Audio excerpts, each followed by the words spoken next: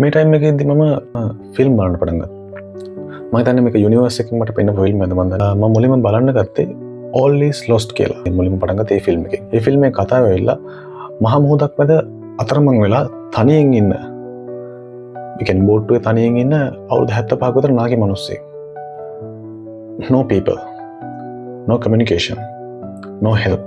හැබැයි ඒ මිනිස්සයා හැම දෙයක්ම try කරනවා කොහොමාරි ගොඩබිමක් හොයාගෙන යන්න, කාගේ හරි උදව්වක් ගන්න.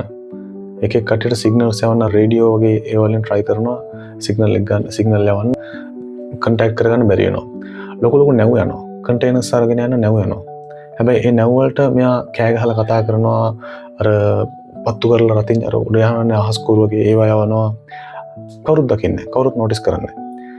පොඩ හිතලා බලන්න, විශේෂයෙන් පිරිමියෙක් තමන්ට උදව්වක් ඕනේ කියලා ඉල්ලන්න පෙළඹෙන්නෙත් ඒ මනුස්සයාට කරගන්න බැරිම වෙලාවක. හැබැයි එහෙම උදව්වක් ඉල්ලද්දිත් එයාව කවුරුත් notice කරන්නේ නැහැ කියලා කියන්නේ ගොඩක් අප්සෙට් දෙයක්. මේ ෆිල්ම් එක අන්තිමේදී තමයි මට hope එකක් ඇති වෙන දෙයක් උනේ. ඒ වෙන්නේ තමන්ට හිරු බෝට්ටුව නැති වෙනවා. බෝට්ටුව නැති වෙලා මනුස්සයා ඉන්න රබර් වලින් හදපු අර හුලං පුම්බපු බෝට්ටුව තමයි ඉන්නේ. ලයිෆ් ගාඩ්ද සේෆ් ගාඩ්ද මන් දන්නේ නැහැ මොකද කියන්නේ කියලා. ඒකේ ඉන්නේ.